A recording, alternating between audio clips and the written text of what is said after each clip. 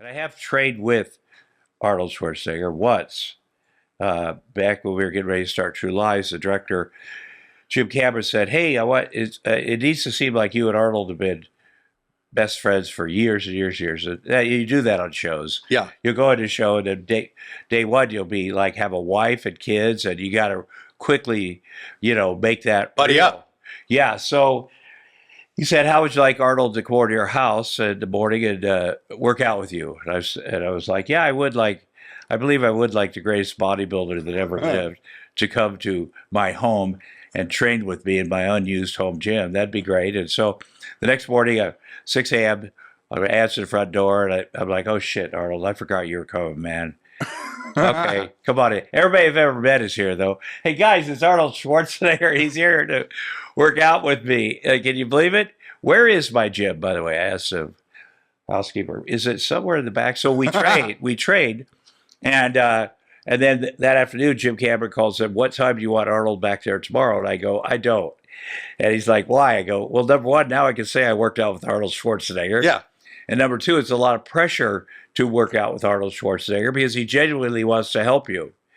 And what he does, he looks at you up and down, and which makes me uncomfortable at any time. And then he has to compliment one of your body parts. He's like, Tom, you have fantastic left shin. And then he starts in on your trouble spots. I got a lot of goddamn trouble spots.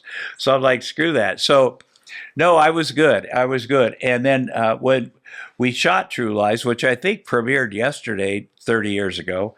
I'm not sure what day it is. Oh, no, that's True Lies' birthday? It is. I think it's the 15th of July, whatever that. I don't even know what day it is now.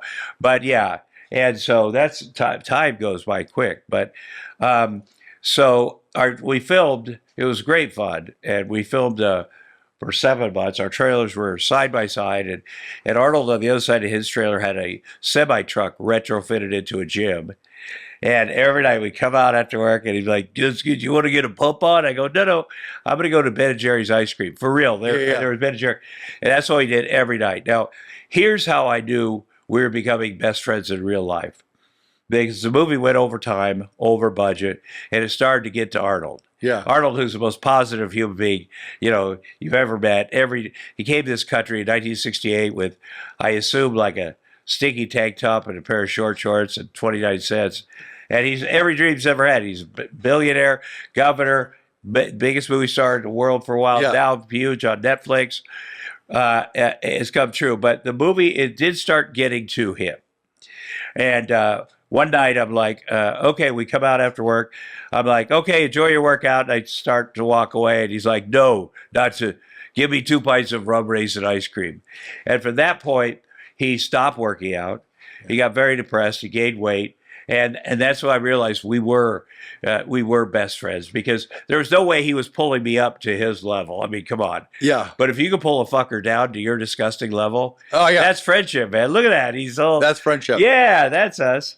So yeah, it was. I worked on one of my early jobs. I worked on Titanic. Oh yes, with Jim Cameron. Yeah, he was, and my only job was to drive film cans around Malibu. Yeah, or from Santa Monica to Malibu. Mm-hmm. And there was one day where I think they only had pagers back then. Mm-hmm. At least I had. But there's one day where they put a really important film in my car and a really important film in another PA's car, and the other PA got lost or somehow disappeared for a while.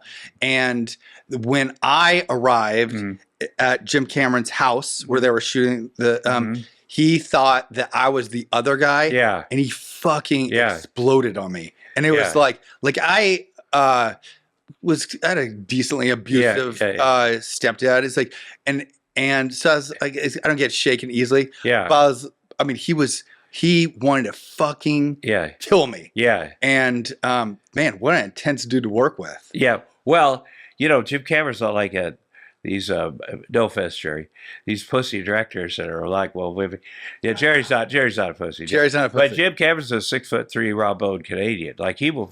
He will throw down. He's a great guy. He's great to work with.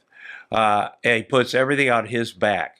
Every movie, True Lies, Titanic, every movie starts with a budget, and then it goes over, and then that comes out of his money. Yeah. Like he will put his whole salary on the line.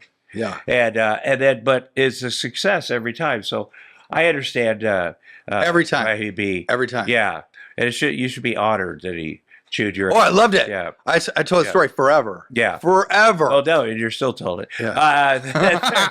But when they filmed Titanic, it was great fun because before they started filming, he asked me and Leonardo DiCaprio and a few of the other actors that he worked with to fly down there, and they're going to have a ribbon cutting for this studio in Rosarita Beach, Mexico. And there was nothing there. We went down to cut the thing, and anything for Jim, and then the next time we went down, I would always go down. Arnold, and a guy named Stan Winston, who is special effects guy, like a monster creator. Won 4 Oscars. Our good friend, worked with Jim a lot. He'd say, "I'm breaking up the boat tonight. Cut the boat in half." So we'd get a fly down there and watch that. So we got to see a lot of this. It was crazy. I remember the first time that we went after seeing Rosarita Beach. There's nothing there, and he's got the whole boat there. It's insane, and the water he's built and. It was shocking, but it was great fun because, I think Leo and Kate Winslet, some of the other actors were kind of over it because they're wet a lot. They're doing this shit. They're working long hours. But, to be able to come in there and just see the best things, as a fan of Jim's and also someone that's worked with him, that was great fun. And it's also great to get the band back together, the guys that sure very well. Hey, let's go support our other friend here who's amazing. So Leonardo DiCaprio is I've met him before, and I think that there are I'll just say my impression was like, oh, so if you're the greatest, one of the best movie stars in the world, like it makes sense. Like I was like, he really in person comes off just as with as much charisma as you would expect. He's very nice guy. He started in the business. People always talk about people that started as kids and how troubled. He was on. We had him on the Roseanne show when he was a kid. No, you didn't. You did? Yeah, and he was friends with Sarah Gilbert. And then when Roseanne and I got married, they came to our wedding together. Was Sarah Gilbert wait? She wasn't the because they swapped one of the. No, that was the Sarah Gilbert played Darlene. It was the Becky that they swapped out. Darlene was the middle sister, very funny. Yeah.